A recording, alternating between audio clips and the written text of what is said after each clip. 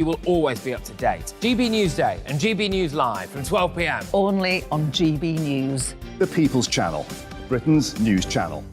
Hello there, it's Eamon Holmes here from Breakfast on GB News. We're not just on your television and your screens, you know. We're on DAB plus digital radio, so you can listen to your favourite shows on the move. If you've not yet listened to GB News Radio, it's very simple. We're on your radio player and TuneIn apps, on your smart speaker, phone or tablet, or online at gbnews.uk. Take us with you wherever you go. GB News Radio. You never have to miss a moment of the People's Channel.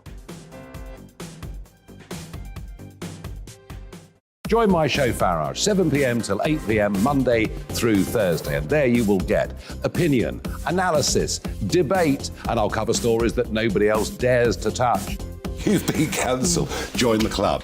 Oh, my goodness me. And then for the last 15 minutes, talking pints. We're over a drink. We have a civilised conversation with someone.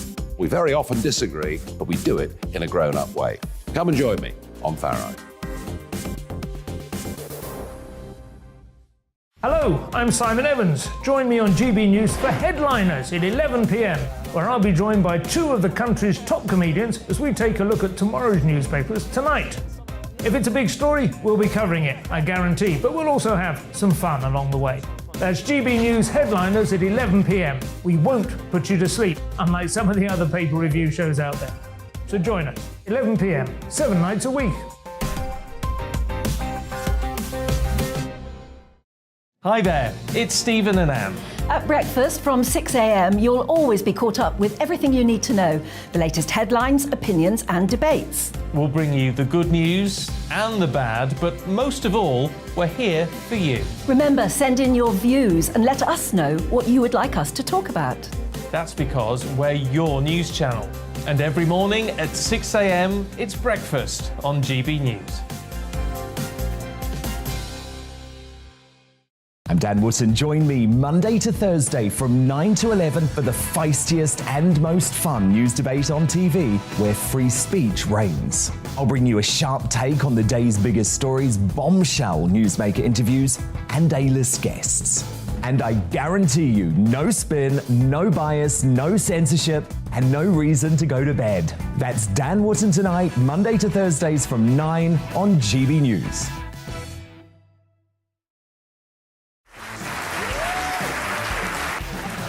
My name is Andrew Doyle. Join me every Sunday evening at 7 p.m. for Free Speech Nation. This is a show where we address current affairs and news stories of the week with the help of two wonderful comedian panellists. I brought in comics because I want to give it a lighter edge, and also they work for less. See you there.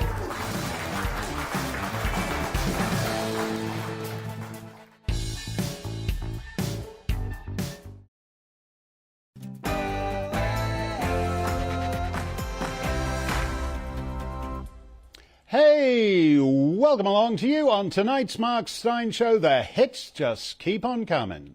When it takes it all, the loser standing small beside the victory, that's her destiny. Winner takes it all, the loser standing small. Beside the victory, that's his destiny. That's the way it's meant to go, and it may still be that way in primitive societies such as ABBA's Sweden, but not in our more evolved and sophisticated democracy. You hold a leadership election campaign all summer long, and next thing you know, just when you thought Rishi Sunak had nothing more to say, no more ace to play, it turns out it's the loser who takes it all. And the winner's standing small beside the victory, that's Liz Truss's destiny. Well, OK, Rishi Sunak is still standing small. He's a petite fellow in the way these sinister globalists often are, like that dinky French metrosexual, Monsieur Macron. You wouldn't want to bet on them in an arm wrestling competition with Cruella von der Leyen. And yet, mysteriously, they seem to come out on top all over the map. And so His Majesty the King's second Prime Minister in 2 months went to the palace today to kiss hands while the rest of us are still trying to figure out just what happened. We'll get into that with Dominique Samuels and James Melville, and that's coming up in just... Oh, by the way, we've had a cabinet reshuffle today. Do you remember Suella Braverman? She quit the cabinet just, 6 days ago, and you may recall Baroness Foster on this show telling us that she had no choice but to go because she'd broken the ministerial code. So after 6 days of resigning to spend more time with her family, or whatever they do these days, she's had enough of spending more time with her family, and she's back as Home Secretary. It's like, so that other guy, whatever he was called, he was just Home Secretary for 6 days. It's hardly even worth keeping up on this stuff. But here's something that is worth keeping up on. Rishi's all hot for the digital currency. Digital currency. Try keeping your nest egg under the bed for when the powder keg goes up once the government has digitised your dosh. You'll go to withdraw it and it'll be like the Conservative Party website yesterday when so many members were trying to resign that the whole Tory.com or whatever it is, the whole thing crashed. Ava Vlaardingerbroek is on top of all this digital currency stuff. There she is, our favourite Hilversum milkmaid. And for the first time ever on this show, we have to conceal the identity of a guest. Why is that? Because she's an English school teacher at odds with the trans forces.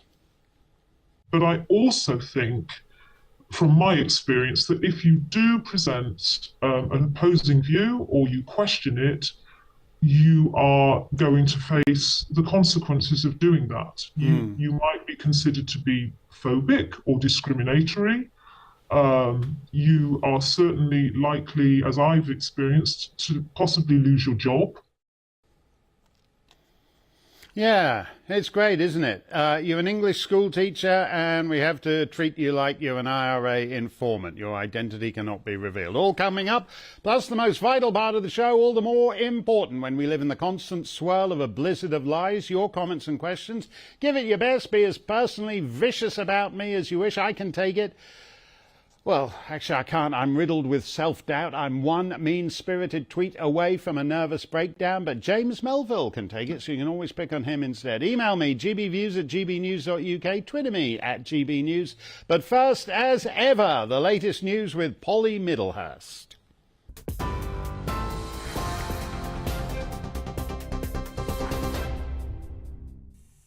Mark, thank you. Good evening to you. The top stories on GB News tonight. The Prime Minister, Rishi Sunak, has been appointing his new cabinet today. Jeremy Hunt is staying on as Chancellor of the Exchequer, but it's not yet clear whether he'll still publish his fiscal plan as expected on Monday. Other key appointments today include Dominic Raab, who's returning as Deputy Prime Minister and Justice Secretary. James Cleverly remains at the Foreign Office and Ben Wallace retains Defence. And Suella Braverman is once again Home Secretary less than a week after she resigned over the breach of a ministerial code. Grant Shapps has taken Business Secretary and Penny Mordaunt, last of the afternoon, remaining as Leader of the House of Commons. Other appointments that happened this evening. Kemi Badenoch returns as International Trade Secretary and Michael Gove returned as Levelling Up Secretary after being sacked by Boris Johnson in July. Well, earlier, speaking for the first time as the new Prime Minister, Rishi Sunak vowed to fix what he called the mistakes of Liz Truss's government. He pledged to place economic stability at the heart of his government after he met King Charles in Buckingham Palace, but warned the country should brace itself for difficult decisions ahead. I understand how difficult this moment is. After the billions of pounds it cost us to combat COVID, after all the dislocation that caused, in the midst of a terrible war that must be seen successfully to its conclusions, I fully appreciate how hard things are.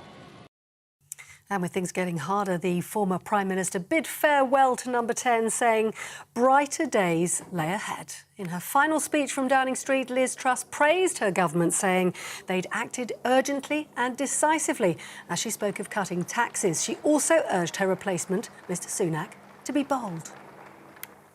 Well, in other news today, 6 men suspected of being part of a people smuggling gang involved in illegal channel crossings have been arrested in France. Several boats, as well as over 100 life jackets, have been seized from a garage in northern France.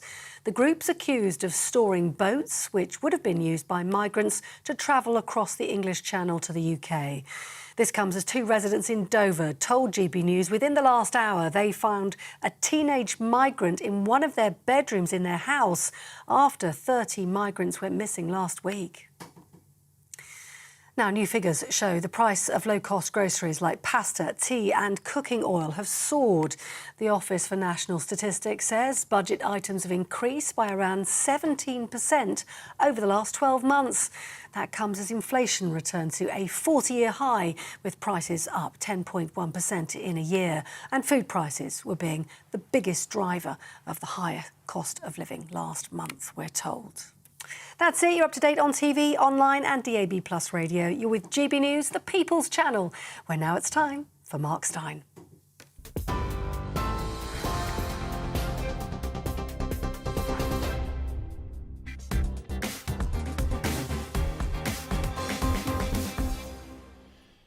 Thank you, Polly. 17% increase in basic grocery items over the last 12 months.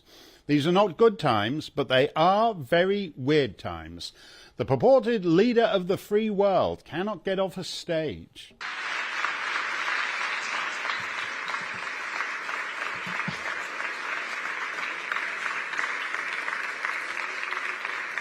Mr. President, thank you. Unfortunately, that day, Joe Biden did not have his usual minder to help steer him in the right direction. Under the United States Constitution, that role is fulfilled by the Easter Bunny. President Biden from answering reporters' questions. Hey, good morning. Pakistan should not, and Afghanistan should be people's. Oh, the Easter Bunny, Mr. President. Odd, don't you think? No creature more sentient than a tapeworm seriously believes that Joe Biden is actually running the United States government. By contrast, the purported deputy leader of the free world is capable of entering and exiting without the aid of minders, but otherwise she's a nitwit who staggers around the globe confidently telling international audiences that Ukraine is a member of NATO. It isn't. But her repeated iteration of that misapprehension suggests that unless they're actively trying to provoke Putin into nuking Middle Europa, her minders aren't in the loop either. And Joe Biden may be the dead husk of a moth-eaten sock puppet, but the next in line is even more prone to total gibberish. I think that, to be very honest with you, I do believe that we should have rightly believed, but we certainly believe that certain issues are just settled. Certain issues are just settled. Clearly we're not. No, that's right. And that's why I do believe that we are living, sadly, in real unsettled. She's a goofball, but she's not necessarily wrong. These are real unsettled times. There are 2 obvious incompetents fronting the government of the United States, neither of whom puts in a day's work. But as American commentators are wont to say at this stage in the proceedings, channeling the Wizard of Oz, Folks, pay no attention to that man behind the curtain. Pay no attention to the man behind the curtain. But it isn't even a man behind the curtain. It's the Easter Bunny behind the curtain. As I said, these times are not normal and have not been so for 3 years. I'm not going full-bore conspiracy theory. Respected BBC presenters like Dr. Matthew Sweet say that people who go on about... Oh, there he is. There's a respected presenter. Give that man a job. Chaps like him say that people who go on about globalists are conspiracy theorists who believe the royal family are really giant shape-shifting space lizards from the Alpha Draconis star system. But honestly, is it such a big leap to believe the Commonwealth is run by giant space lizards when the United States is run by the Easter Bunny? These are deeply weird times. And the fact that the American and British media cover them as perfectly normal only adds to the weirdness. In the United Kingdom, we spent 3 interminable months holding an election for Conservative Party leaders, with hustings in every corner of the realm, at the end of which the party members pronounced Liz Truss the winner and Rishi Sunak the loser. Then the Queen died, and the politics is all on hold for a month, and when it resumes, it's decided that the winner is in fact a total loser, and September's El Stinko Floppo candidate is now October's triumphant champion. This is not normal. As I said yesterday, this is the first time in the modern era, other than during the 2 world wars, that we've had 2 successive prime ministers who reached number 10 without winning an election. That's odd. It's not normal. It's not at all normal.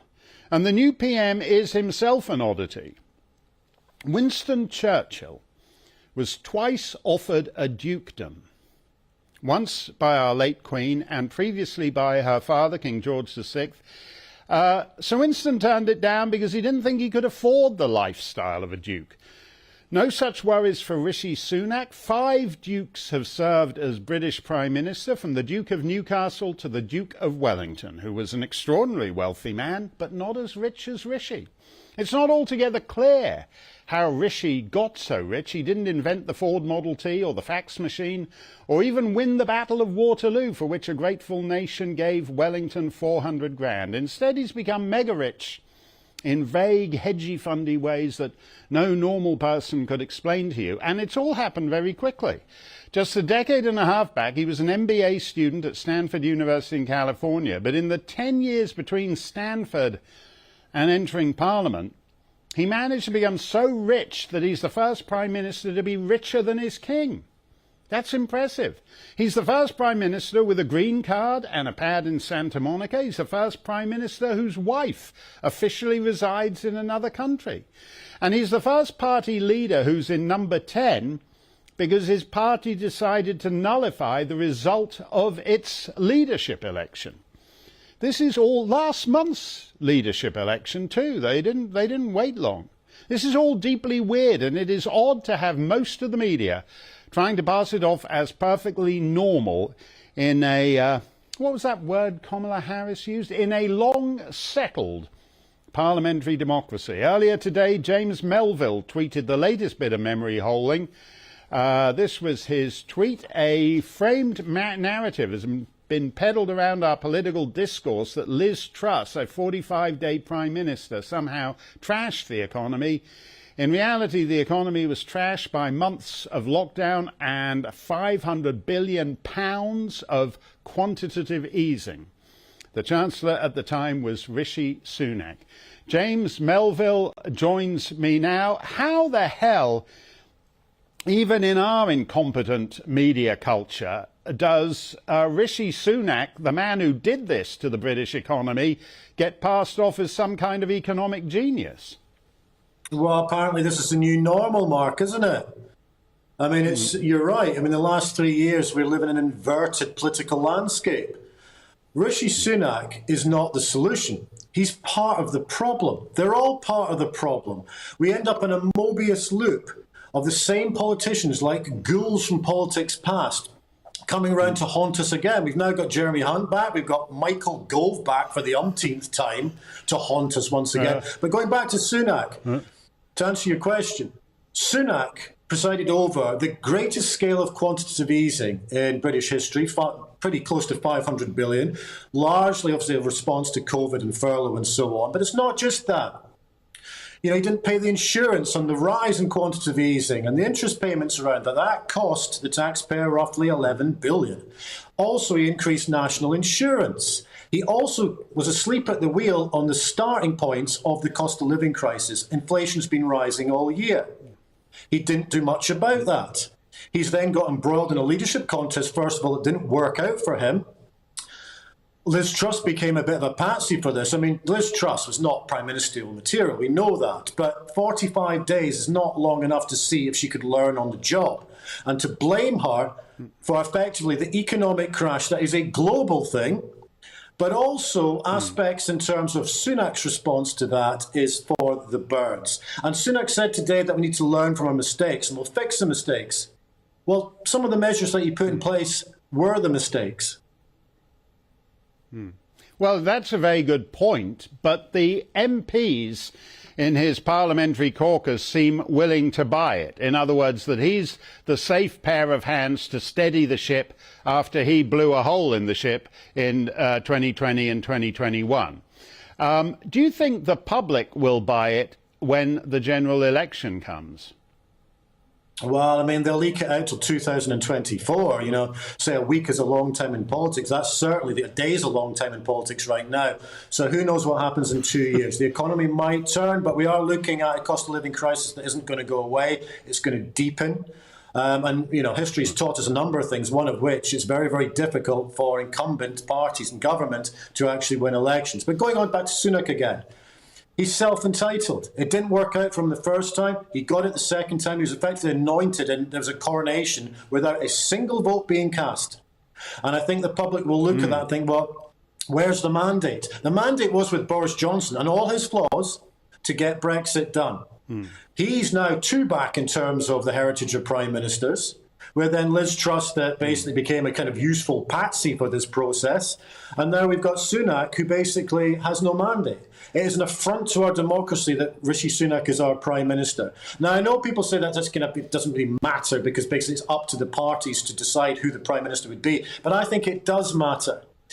If he had any integrity whatsoever and courage, he'd have called an election today and then let the public decide.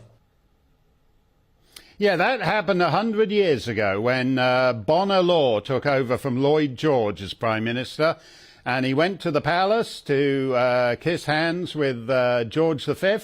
And a couple of days later, they announced an election for, I think it was November the 15th. We could have an election on November the 15th now. But oddly, a century later, the democracy of the United Kingdom has so evolved that what matters now is that there are certain powerful persons in the British state and beyond who want this guy in number 10, and they overrule the 67 million riffraff scattered through these islands. Yeah, I mean, they're supposed to be serving us. You know, we don't serve them. They don't own us. We own them.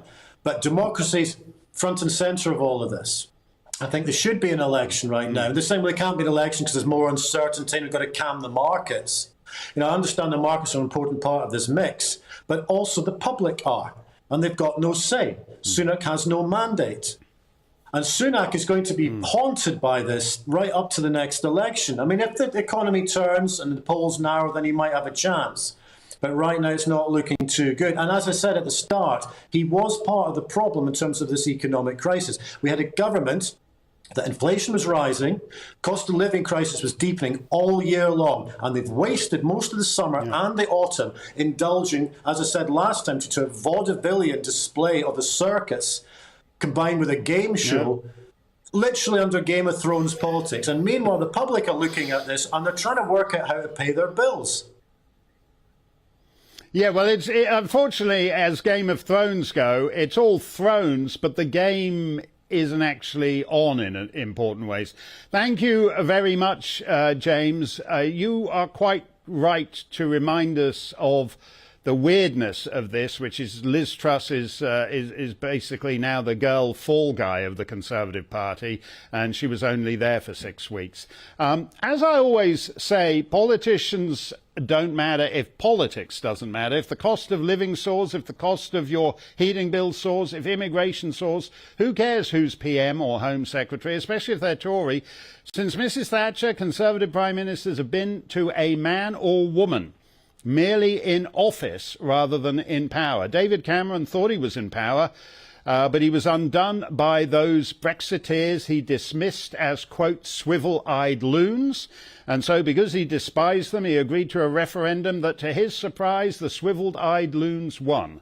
Theresa May was undone by the permanent state, the bureaucrats, the media, the judges, determined to undo Brexit.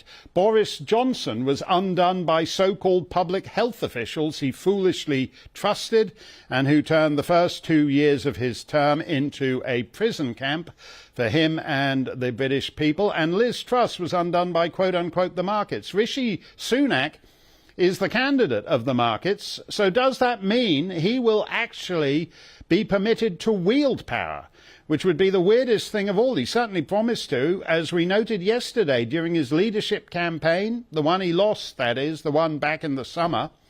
He pledged within his first 100 days to redefine the legal definition of asylum seeker and thereby end the migrant crisis. I don't know whether that campaign promise is still operational, because it's from the election campaign he lost, not the non-election that he won the other day.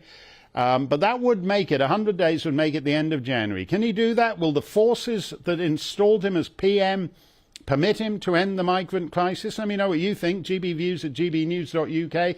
We're always pleased to see Dominique Samuels on the GB News airwaves, and she joins us now. Dominique, how are you feeling on this first day of Mr. Sunak's ministry? Well, really, I'm feeling very unsurprised, should I say. I think it's clear to a lot of people that Rishi Sunak is the candidate of choice for people that we didn't elect and can't see. I don't think it's, a conspiracy theory to really make that point.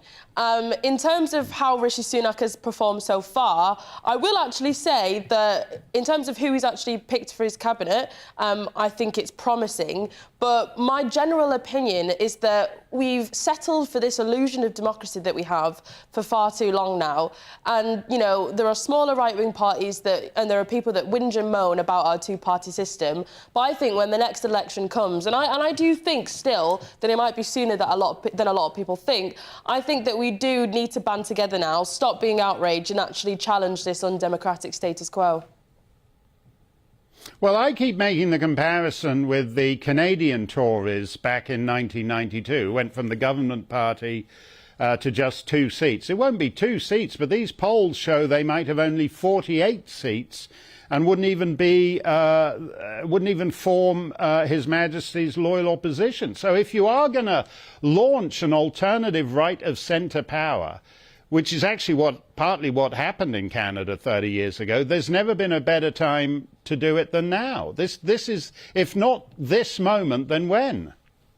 Exactly. And I think, when it does come to needing a general election and having a general election, I mean, it's scheduled for 2 years from now. I really want to see those that claim to want change actually put their money where their mouth is. And, even if an alternative right-wing coalition doesn't get into government, even if there is a Labour government, I don't think continuously voting for the least worst option is enough anymore. We've done that with the Conservatives, and what have we seen? We've seen them take people's votes, actually, for granted. We've seen Liz Truss and Rishi Sunak coronated without any real accountability or democratic vote, not just from Tory members, because let's be real here, Tory members make up around 100,000 odd people. That's not the electorate, and that's not the wider country. They've taken it for granted, and it's time we actually do something about it. Well, what do you make of the whole sort of racket? I mean, the Tory members want less immigration. And Liz Truss campaigns all summer that she's going to crack down on immigration. By Jove, she's determined to do it and make it stick. And then 2 days after she becomes Prime Minister, she announces that actually she wants more immigration. Yeah, I mean, you're laughing, she's laughing, Rishi's laughing, they're all laughing at us. In my view, I don't think they have any real intention of stopping immigration. Even in terms of legal immigration, there's a real neoliberal consensus that we need to open up all the borders. And dare I say it, globalist consensus that borders shouldn't exist. So why should we be surprised that one of the two establishment parties really aren't doing anything about the borders but paying it good lip service? I personally am not anymore. I'm done with being surprised. OK, well, I hope you will be part of whatever new party emerges from all this, Dominique, because I think Nigel put out a tweet saying he can't do it alone. Actually, in the European elections 3 years ago, he pretty much did do it almost all alone, and he drove the Tories to, I think, their worst result in over 300 years, depending on how you calculate this thing. So it can be done. and this is the moment. Do you think the people in all these fringe parties that exist, you know, UKIP and Remain and all the rest, do you think they can all get together? Do you know, I hope so. I think in this whole politics thing, people really do struggle to put personal political ambition before, you know, the people of this country. And that's not to attack anyone in particular, but I think when you fall into this whole political sphere, the ego can take over, and that might be why certain parties that are more established than others might hold off on this. But the reality is the only way to really take it to the Tories and to provide a real alternative is if we all band together. And really, when an election comes, that is when we will really see who means what they say and who's not serious. So I'm quite looking forward to it, actually. OK, that's better than, you know, Michael Gove's the rotating door coming in and out. He's levelling up secretary at the point at which everybody other than Rishi Sunak is levelling down, way down. Thank you very much, Dominique. Let me know your thoughts. GBviews at gbnews.uk. We'll get to that next. Plus, Ava Valadingerbroek on Rishi and his globalist chums' next big idea. And for the first time on this show, we're having to disguise the identity of a guest. Why? Because she's in the IRA, she's a bride of ISIS, she's Rishi Sunak's accountant? No. She's a primary school teacher in the England of 2022. That's coming up. Don't go anywhere. We'll be right back.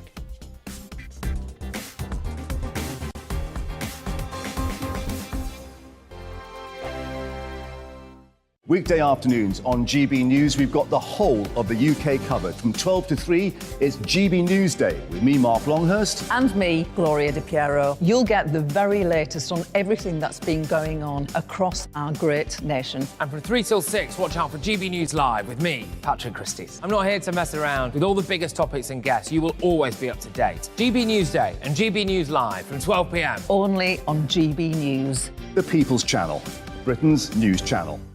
Hello there, it's Eamon Holmes here from Breakfast on GB News. We're not just on your television and your screens, you know. We're on DAB plus digital radio, so you can listen to your favourite shows on the move. If you've not yet listened to GB News Radio, it's very simple. We're on your radio player and TuneIn apps, on your smart speaker, phone or tablet, or online at gbnews.uk. Take us with you wherever you go. GB News Radio. You never have to miss a moment of the People's Channel. Join my show Farage, 7 p.m. till 8 p.m. Monday through Thursday. And there you will get opinion, analysis, debate, and I'll cover stories that nobody else dares to touch. You've been cancelled. Join the club. Oh, my goodness me. And then for the last 15 minutes, talking pints. We're over a drink. We have a civilised conversation with someone. We very often disagree, but we do it in a grown-up way. Come and join me on Farage. Hello, I'm Simon Evans. Join me on GB News for Headliners at 11 p.m, where I'll be joined by two of the country's top comedians as we take a look at tomorrow's newspapers tonight. If it's a big story, we'll be covering it, I guarantee, but we'll also have some fun along the way. That's GB News Headliners at 11 p.m. We won't put you to sleep, unlike some of the other pay-per-review shows out there. So join us, 11 p.m, 7 nights a week. Hi there, it's Stephen and Anne. At breakfast from 6 a.m, you'll always be caught up with everything you need to know, the latest headlines, opinions and debates. We'll bring you the good news and the bad, but most of all, we're here for you. Remember, send in your views and let us know what you would like us to talk about. That's because we're your news channel. And every morning at 6 a.m, it's breakfast on GB News. I'm Dan Wootton. Join me Monday to Thursday from 9 to 11 for the feistiest and most fun news debate on TV, where free speech reigns. I'll bring you a sharp take on the day's biggest stories, bombshell newsmaker interviews, and A-list guests. And I guarantee you, no spin, no bias, no censorship, and no reason to go to bed. That's Dan Wootton tonight, Monday to Thursdays from 9 on GB News.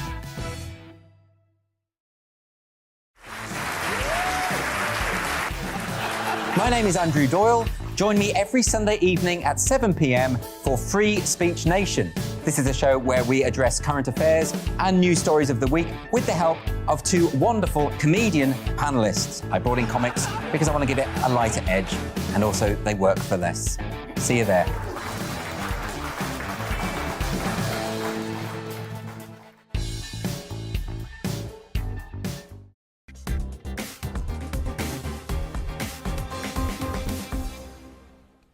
GB News is the People's Channel, so let's hear what the people have to say. We wanted to know who you thought had done more damage to the economy. Liz Truss in her 6 weeks, or Rishi Sunak over the last couple of years. And the poll shows that Liz did 28.4% of you thought Liz had done more damage to the economy, but 71.6% of you were inclined to blame it on Rishi. So this is actually one vote. He won, unlike the Tory leadership campaign. Opinion Fest 1 says Sunak was Chancellor when he gave the green light on lockdowns and restrictions for almost 2 years. Yeah, the world is in a terrible state, and actually it hasn't gone back to 29. By the way, people sometimes email me and say, well, you keep attacking this guy and that guy and whatever. What are you in favour of? I said what I was in favour of in this show a few weeks ago. I'm in favour of forming the 2019 party to restore the world to normality. It's a single issue. We're going to go back to the way things were in 2019 and write off this crazed, sick world that has never quite gone back to normal. John says, we don't have an economy, just a money printing business in the basement of the Bank of England. That's true. That's what quantitative easing is, by the way. But I'm not actually sure they can afford new toner for the printer of the Bank of England anymore. Bishop Barker says, Truss wasn't around long enough to do much damage. The markets reacted. That's what they do. Yeah, it's funny. It's funny, though. They reacted to a piffling little proposed tax cut from 45% to 40%. But if you want to give billions and billions to Ukraine, they're kind of relaxed about that. There's things they take an interest in and things they don't take an interest in. Yesterday, we showed a clip of a nice lady singer on Channel 4 whipping her kit off halfway through the number and showing off her handsome bosom and her dainty little lady penis. And the most interesting thing about that clip was that the crowd cheered, including large numbers of old school women who, due to genetic malformation, don't have penises. They have to make do with that thing women used to have before they all got penis. What was that called? Really? Are you sure? I can't remember. These days it's rarer than a bowler hat in Threadneedle Street. Anyway, the lady with the lovely feminine penis was just singing a song about how women like her are far superior to women without penises. And the Channel 4 crowd went, paid for, by the way, this is a government-owned station, it's a public broadcasting station. And the Channel 4 crowd went wild at this be-penised woman. They loved it. Well, they're all adults, supposedly. And after 12 years of a Conservative Party that's been pumped full of silicon and transitioned into New Labour, there's something weirdly apt about all the men becoming women. But it's different for kids, or it should be. And yet in UK primary schools, the trans frenzy is even greater than it is on Channel 4. So what do you do if you're not entirely on board with the idea of transitioning 8-year-olds? My next guest was a teacher in an English primary school who was informed that one of her pupils would be clandestinely presenting as the opposite, quote, gender from that she was, quote, assigned at birth, as we now say. The teacher would be expected to go along with it. She declined to do so, so she was sacked. And she's now taking the school's Board of Governors to court over her concerns for the child's welfare. Due to a court order, we have to preserve her anonymity. So this is the United Kingdom in 2022. A teacher who objects to the new trans orthodoxy has to be interviewed as if she's an IRA informant in fear of her life. We've given her the name Hannah, and I spoke to her earlier. Hannah, this just blew up out of the blue, as it were, for you. I think you just decided that this so-called transgender boy, you could not in good conscience treat that person as a boy. I think it's harmful to children. I think it's the affirmative approach is really affirming their belief that they're born in a wrong body, that their identity doesn't match their body. And if they're uncomfortable with that, then the solution to that discomfort is to change their appearance. So I believe that that starts them down a road that can lead to mental, emotional, and physical harm. And it's not something we should be supporting in schools or encouraging young children to start that path, really. The headmaster, I understand, told you that basically this is something that everybody's agreed on. They've taken advice from Stonewall, which is always described as a charity, but in fact they're activists. So the idea of presenting them as a charity is a little dubious to me. And also the local council and the Church of England diocese even say that this girl, as you see her, must be treated as a boy, as Stonewall and the council and the Church of England see her. Yeah, so what happened initially when I was struggling to support this, I initially contacted the head teacher by phone, and they said to me that I had no choice in the matter because the family had requested this, so I was acting in loco parentis. I had to support this child. The head teacher asked me to stay at home while they sought advice. So they went to HR and and they took advice from, as they wrote to me, they said they'd taken advice from Stonewall and the local diocese. And all of the advice was that we should affirm this child. And whilst they did accommodate me to some extent, they removed the child from my class. They were insisting that at any point where I had to address the child directly, I should still use the name and pronouns that the family had requested. So we couldn't come to an agreement on that. And that led to my suspension. So the girl who presents as a boy in the class as an 8-year-old, 9-year-old, and then a couple of years on, they're going to start putting that person on puberty blockers and actually changing the biology. That's where this is all headed.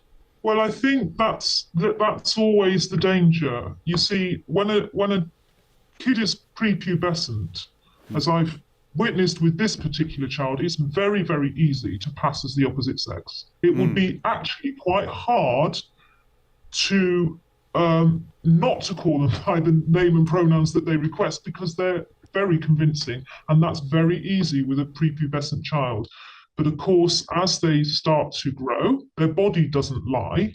It starts to develop. If you're in a girl's body, it will develop as a girl's body. And so they have to take more invasive measures, I suppose, to try to disguise their body. And therefore they start to maybe go after thinking, well, maybe if I'm a girl, I need to get a chest binder or something, or the whole thing of puberty. It's like, well, perhaps I should just try to put that whole process on hold. And so they begin to go after these things. And I think the reason... Let me just ask you about that, Hannah, because these are irreversible consequences. They can make you infert. If you change your mind, it's too late to go back to being a girl and have a baby because your fertility has been wrecked and all the rest of it.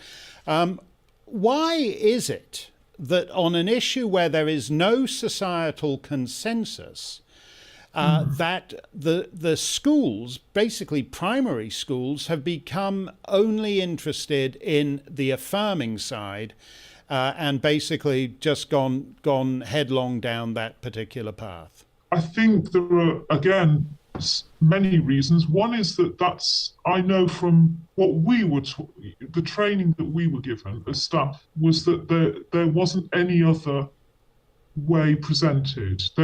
You aren't presented with any other way of supporting these children. And if you're ignorant about that, then you might well think that affirmation is the only way to go.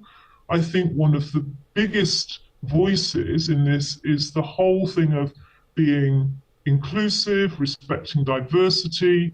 The message goes out that if you don't affirm children, it's going to cause them deep distress, that it's probably going to do more harm to the child.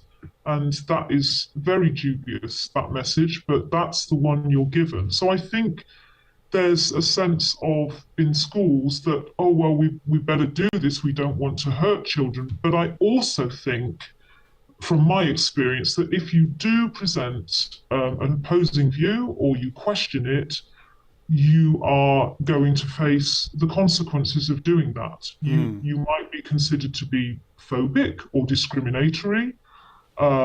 You are certainly likely, as I've experienced, to possibly lose your job as a result.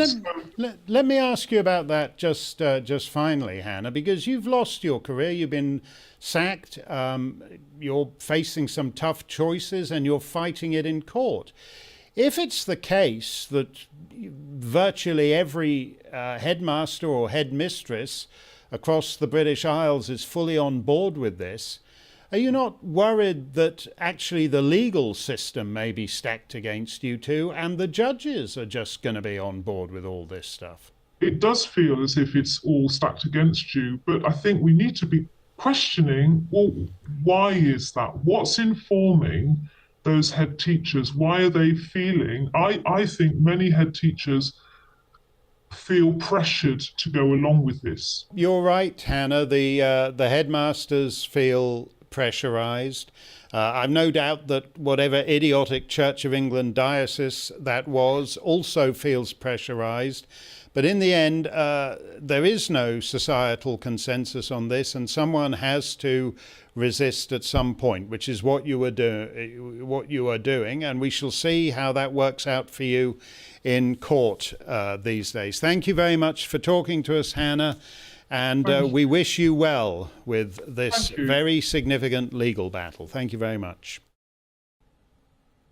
That was Hannah, a primary school teacher pushing back against the madness of the age. Right now, Hannah's transitioning pupil is 8 years old. In 4 or 5 years' time, the so-called little boy will start growing breasts and maybe he'll join the thousands of other boys who've cut off their breasts and proudly display them on websites all over the internet. Once upon a time, only sickos wanted to cut off girls' breasts and take pictures of them. Now it's celebratory and life-affirming. The future, assuming there is one, will not think well of us.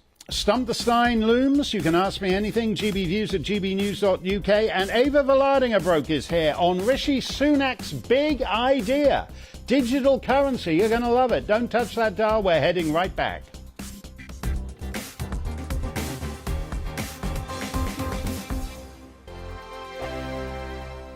Weekday afternoons on GB News, we've got the whole of the UK covered. From 12 to 3, it's GB News Day with me, Mark Longhurst. And me, Gloria Di Piero. You'll get the very latest on everything that's been going on across our great nation. And from 3 till 6, watch out for GB News Live with me, Patrick Christys. I'm not here to mess around with all the biggest topics and guests. You will always be up to date. GB News Day and GB News Live from 12 p.m. Only on GB News. The People's Channel, Britain's news channel.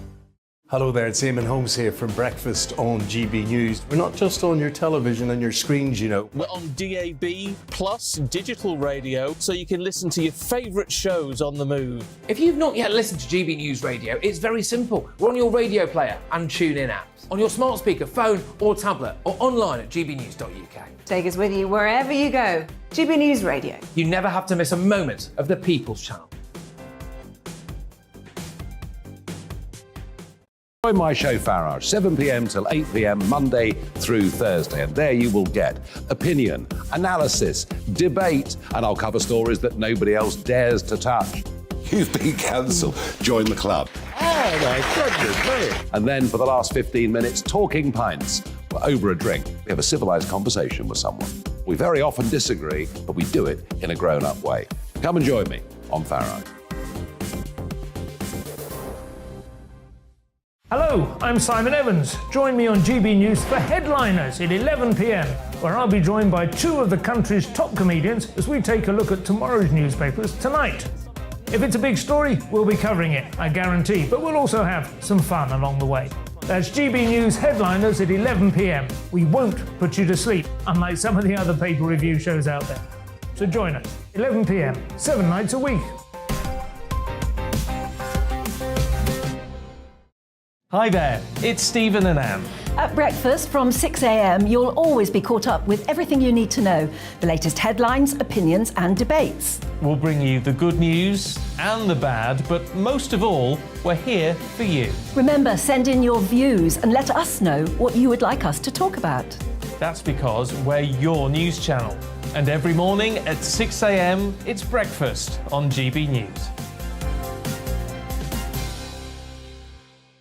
I'm Dan Wootton. Join me Monday to Thursday from 9 to 11 for the feistiest and most fun news debate on TV, where free speech reigns. I'll bring you a sharp take on the day's biggest stories, bombshell newsmaker interviews, and A-list guests.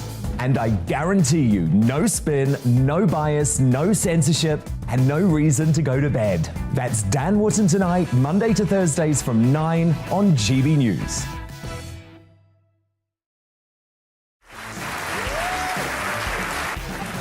My name is Andrew Doyle. Join me every Sunday evening at 7 p.m. for Free Speech Nation. This is a show where we address current affairs and news stories of the week with the help of two wonderful comedian panellists. I brought in comics because I want to give it a lighter edge, and also they work for less. See you there.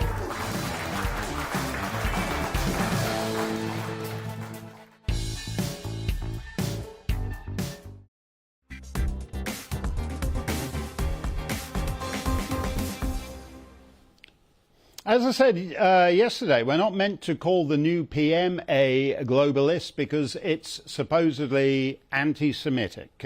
Funnily enough, Rishi doesn't look Jewish, except that he's the same height as Sammy Davis Jr. Anyway, whether we're allowed to call him a globalist or not, he's a virtual parody of one. For example, he's in favour of a digital currency.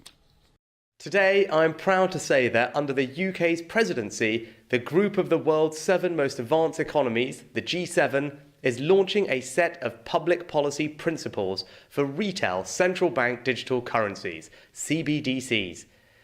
Central bank digital currencies could be a digital version of money, a bit like a digital banknote that could be used alongside physical notes and coins.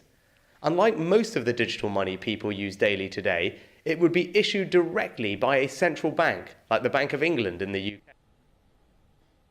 Oh, very nice. A digital banknote issued by the Bank of England. That sounds very nice. What our new Prime Minister doesn't reveal is that his father-in-law's company, Infosys, is, quote, a global leader in next-generation digital services. Who says that? Oh, my. Klaus Schwab's World Economic Forum. The bloke who likes to boast that he penetrates the cabinets. Rishi's family business is also in favour of a so-called digital stability board. Yeah, he's all about the stability, Rishi. And this digital stability board would regulate all digital payments, as they do in, China. Ava Vladingerbroek is here. Ava, why do you think Western governments are so hot for digital currency? The magic word, Mark. It's all about control. Because as much as this man says, of course, that it's just digital money, it's not just digital money. And that's what people have to understand. When politicians or Klaus Schwab or anybody who is a globalist and wants globalist policies speaks about digital currencies, what they mean is a financial monetary system that is governed on a global level, or at first governed by, indeed, your bank. So it's not really money. The more accurate term I would say for this is that you get credit from your bank that is potentially what they call programmable. So that means that you don't actually possess your money. You are basically a serf to a neo-feudalist system, in this case, the bank or the government, that decides for you what you can spend your money on. That is what is important here. CBDCs are in essence programmable. So the government could potentially decide what you can spend your money on and what you can not spend it on. And we all know, of course, what that type of world will look like, and what you can and cannot spend your money on is very clear. They make it incredibly clear by tracking, for example, already our banks in Holland, for example, do that. Your carbon emissions, well, then, buying a piece of meat, for example, ooh, that's a lot of carbon score. Buying a plane ticket, for example, is also a red screen. So it's an incredibly dangerous system that will allow the government to dictate what you can spend your money on and what you cannot spend your money on. Yeah, really, it's a way of replacing money as we've historically understood it for thousands of years with something that's closer to those kind of supermarket coupons that entitle you to buy products that are only approved by the supermarket. In this case, as you say, we'd be going to, you'd want to book a fantastic beach holiday in the Greek islands, but they'd say, oh no, I'm sorry, your carbon footprint only allows you to take a bus trip in a soggy, damp part of England. They would get to approve each and every purchase. Exactly. And when people think, oh, but this is maybe, something of the far future, or this is a conspiracy theory, it isn't. Like I said, we already have banks in the Netherlands that track your carbon credit. Our biggest supermarket has just announced that they want to list your carbon score on the bottom of your receipt. So they will be tracking quite literally what you eat and then say, okay, this is high in carbon emission, this is lower. And obviously, big capital is not doing that for fun. They're not doing that for awareness. They're doing it with a purpose. And that's also why not just, big capital is doing this, but why governments all around the world, including now your new prime minister, are pushing for this. So India, for example, has already rolled out a pilot version of their digital currency. The European Commission has recently appointed Amazon, the American super company, to build the infrastructure for the European digital coin. And the US has also recently come forward with a statement saying we are going to look into this. So they're ramping it up. It's happening simultaneously. And of course, we already have a perfect system in place with our magical little QR code that we all had to use during COVID that could serve as your digital wallet. And they're going to sell it to you as being highly convenient. Why do you think people don't find it creepy? Because it's creepy that the government is examining whether you had a quarter-pound cheeseburger or a half-pound cheeseburger that blows through your... It's creepy that the state is doing that. Why do citizens not find it creepy? I think a lot of people have still not realized that the government is not their friend, and that all the nice pretexts and the nice words that the government use work. So they'll say, obviously, in this case, oh, it's good for the climate. If we can track your carbon emission, then that way we can save the planet. That's how they present it to people, of course. And sadly, we all know that there are a lot of people who buy that type of propaganda and who don't see that there is a much more sinister plan behind all of this. So I don't know when people are going to wake up to this fact and start realizing that maybe these people don't have their best interests at heart.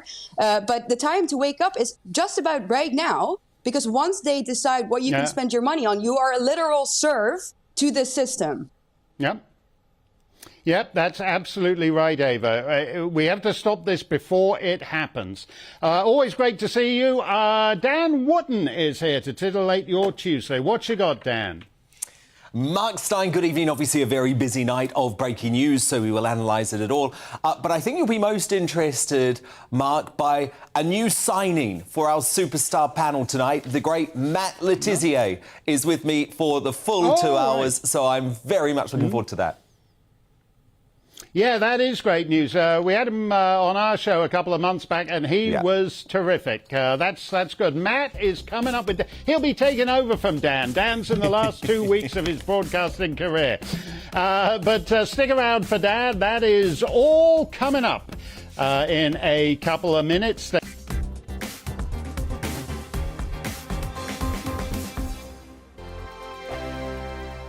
Weekday afternoons on GB News, we've got the whole of the UK covered. From 12 to 3, it's GB News Day with me, Mark Longhurst. And me, Gloria Di Piero. You'll get the very latest on everything that's been going on across our great nation. And from 3 till 6, watch out for GB News Live with me, Patrick Christys. I'm not here to mess around with all the biggest topics and guests. You will always be up to date. GB News Day and GB News Live from 12 p.m. Only on GB News. The People's Channel, Britain's news channel. Hello there, it's Eamon Holmes here from Breakfast on GB News. We're not just on your television and your screens, you know. We're on DAB plus digital radio, so you can listen to your favourite shows on the move. If you've not yet listened to GB News Radio,